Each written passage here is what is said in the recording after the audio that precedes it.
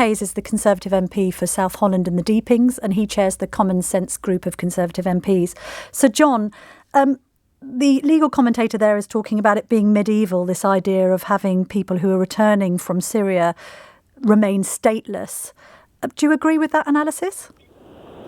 I don't disagree with it. I mean, it seems to be quite a good thing to exile people who are enemies of our country and its people.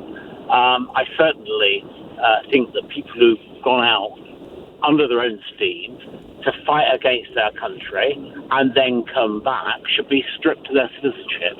And on a point that he raised, those decisions should be made by politicians, by people directly accountable to the electorate, not by unelected judges who may be out of touch and maybe have views that are entirely unrepresentative of the people. So I think, the politicians should make the decisions, those decisions should be bold and emphatic, and that all these people who fought against our country, in organisations like Islamic State, the most awful, horrendous organisations imaginable, strip them of citizenship and take away their rights. Absolutely. But on this issue of human rights, it's a bigger issue, of course, human rights. We won't go into that. I regard rights as lawful entitlements that are the product of a civilised state and a decent government. Rights don't spring from the ether. No, having said that, has Priti Patel, the Home Secretary, dropped the ball here? Because it's the High Court that's saying that the Home Office's handling of this case is unlawful because it didn't properly inform this woman that she was being stripped of her British citizenship. Yes, I take the point that the process has to be reversed. And it's certainly true that you're right. I think you described it as a technicality.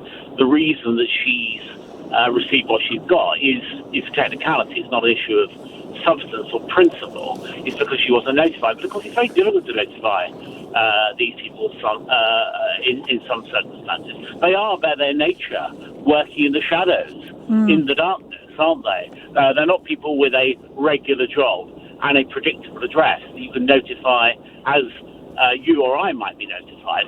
So it's not that easy for the state to identify these people. He said, well, they knew the address of their family. I'm not sure what the legal circumstances are of writing to someone's family about an issue as delicate as this. We don't know what sort of terms she was on with her family. No. I presume her family certainly wouldn't sign up to her being an enemy of the people and an enemy of Britain. And so they may not want to do a contact with her. So I think that's a difficult issue of itself. But yeah, you're right, we need to get the technical stuff right.